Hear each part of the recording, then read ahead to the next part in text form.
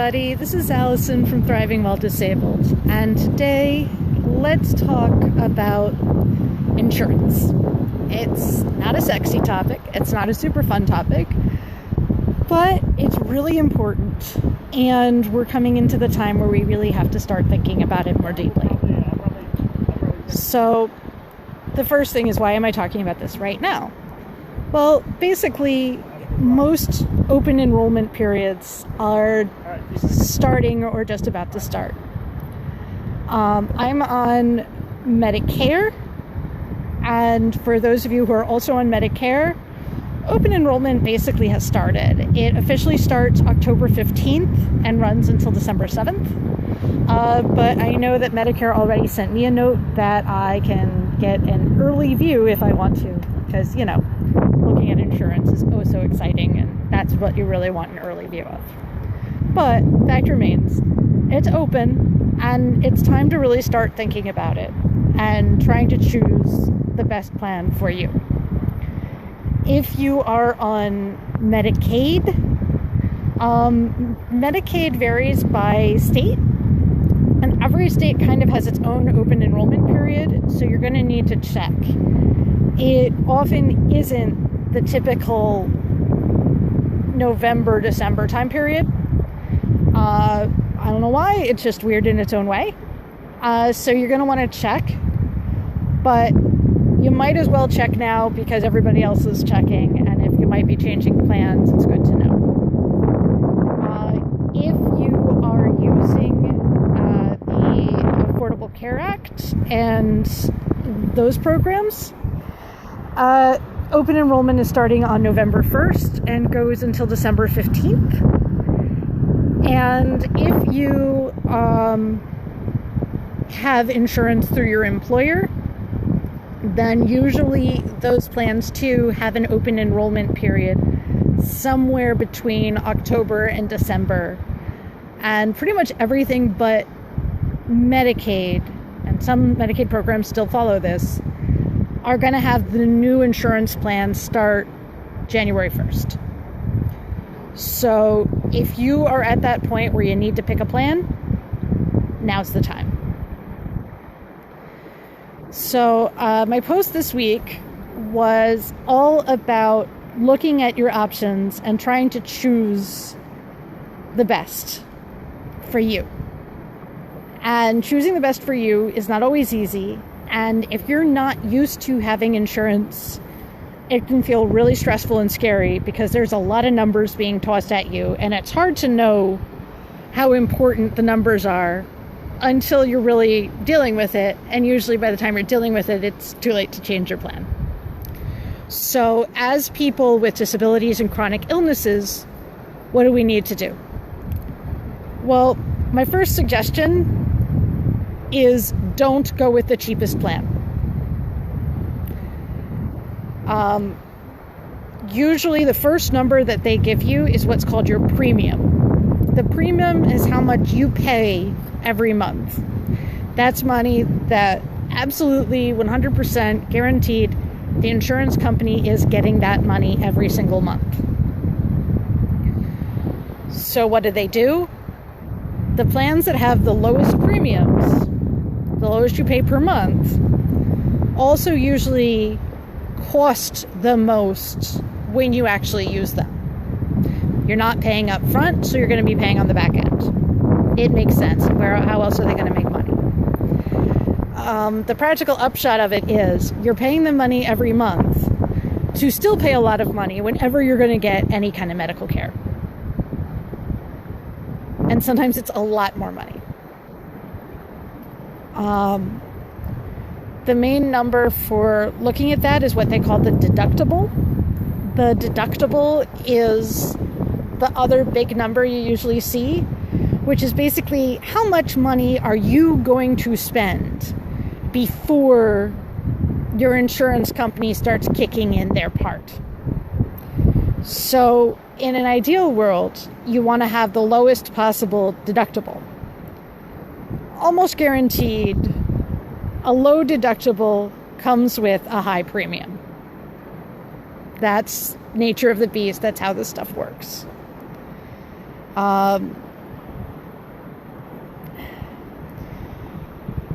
deductibles are getting kind of scary. Alan, I just went over his options. He's now working for a private employer. It's a small to medium-sized company. And I'm really disturbed. His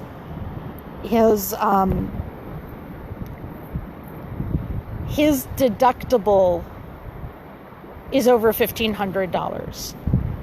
That means anything that doesn't have a given price, he's going to have to spend $1,500 of his money before the insurance plan gives him a financial input.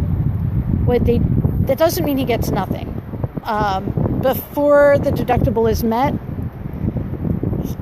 whatever he gets has a set negotiated cost, which is going to be lower than if you had no insurance. So as an example, he's got a copay to see a doctor. The good news is basically he just has to pay that copay and the doctor's appointment is covered. But if he needs testing done, if he needs certain, if he needs to go to the hospital, if he, those kinds of expenses, he's going to have to rack up the costs before they kick in.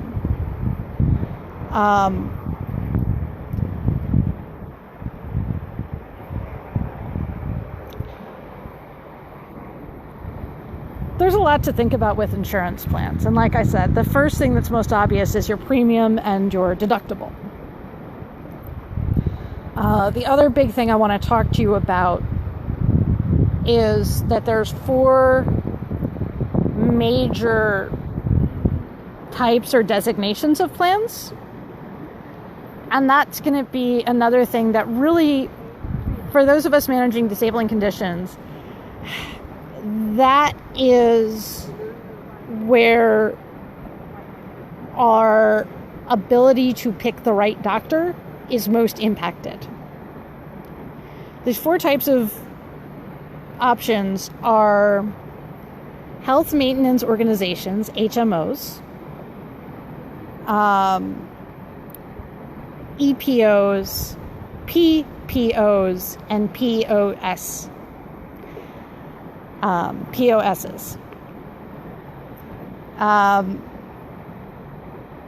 And right now I'm not remembering exactly what all the acronyms stand for, but HMO, the health maintenance organizations, those are very limited selection of doctors, and you can only see doctors that are in their that are covered by their specific plan.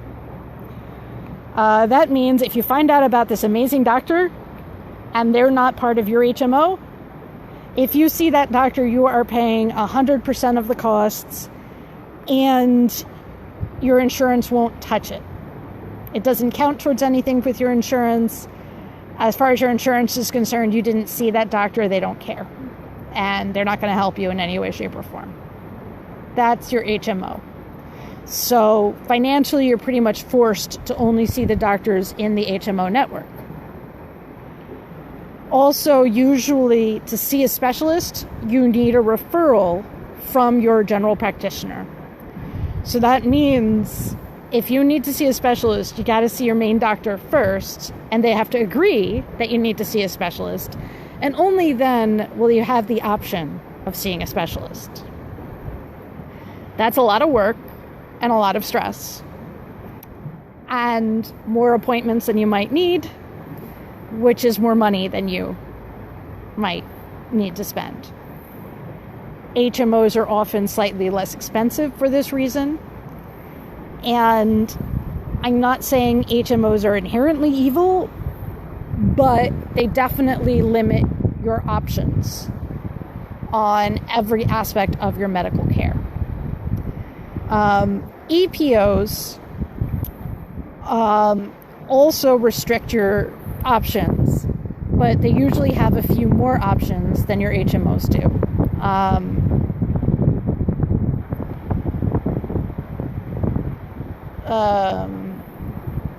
I want to say extended physician option, but that might not be the correct one. I'm going to link in my blog post from this last week, which is going to have these even more spelled out. Your EPOs are nicer than HMOs because they're a bigger network. You have more options, but again, you often need to have a referral from your primary care physician, and you can't go out of network financially. If you go see somebody who's out of network, you're paying out of pocket for everything involved in it. I know the EPO that my partner was looking at, you had, again, a really stupidly high deductible, a premium of about $75 a pay period, and and then coinsurance payments, which are basically you pay the coinsurance rather than the full price that they've negotiated. So if you have a coinsurance of 20%, you're paying 20% of the bill, and your insurance is paying the remaining 80%. The coinsurance with the plan that Al and I were looking at for him was a 30% coinsurance on most things. The next kind of step up is the other set of options are PPOs and POSs. POSs is point of service, and PPO is a preferred physicians organization, I believe. EPO might be not limited, but extended physician organization, something like that. So your PPO network, you don't have to have a referral. Same thing with the POS network. You can choose to go to a specialist without a referral letter from your doctor. That's one of the really nice traits. The other thing that's really important with these two networks is you can go outside of the network. With both of these plans, what basically happens is they say to you, we have this network of physicians that we like and we prefer to work with. And if you go to the ones inside of our network, it's cheaper for you. But you can choose any doctor you want to see. They're just considered out of network, and you pay more for the privilege of seeing those doctors. For Al, his choice was between an EPO plan and a PPO plan.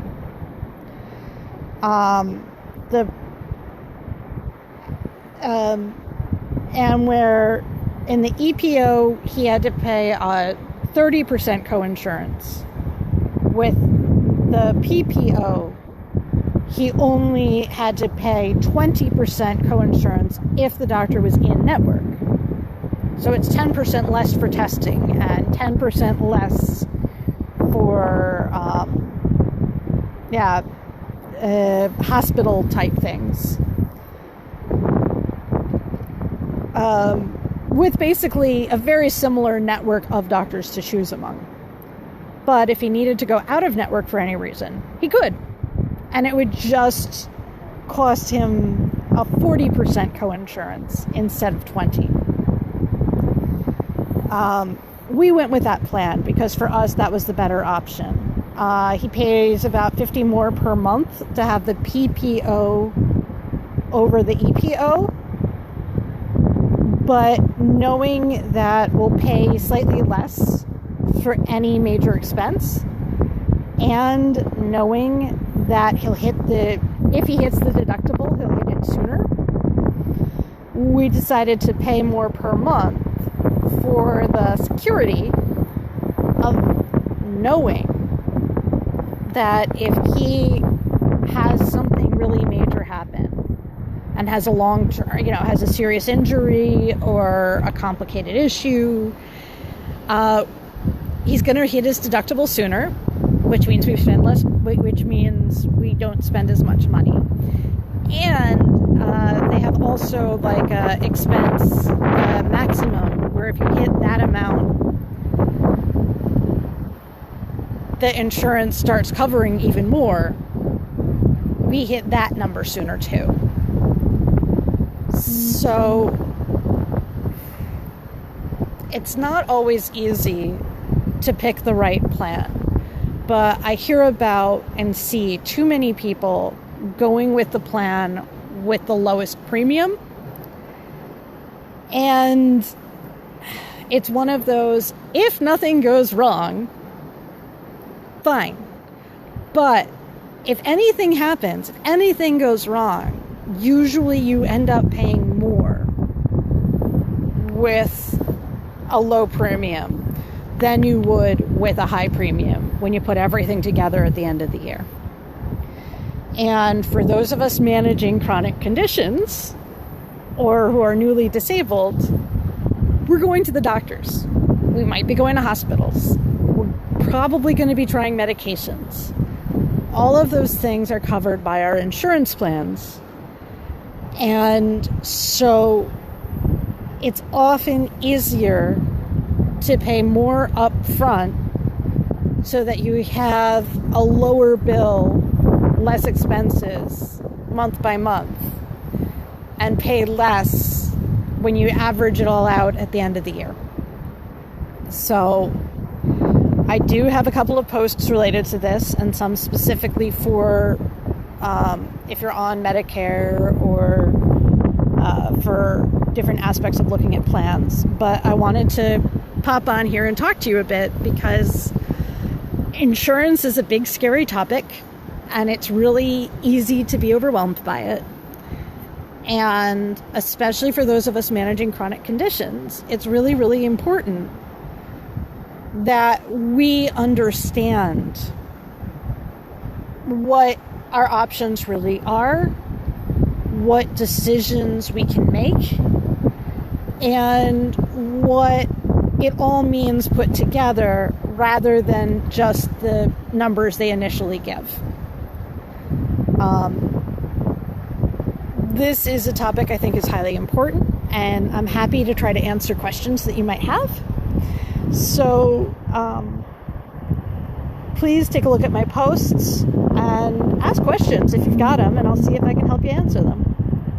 All right, everybody take care, and until next time, keep thriving.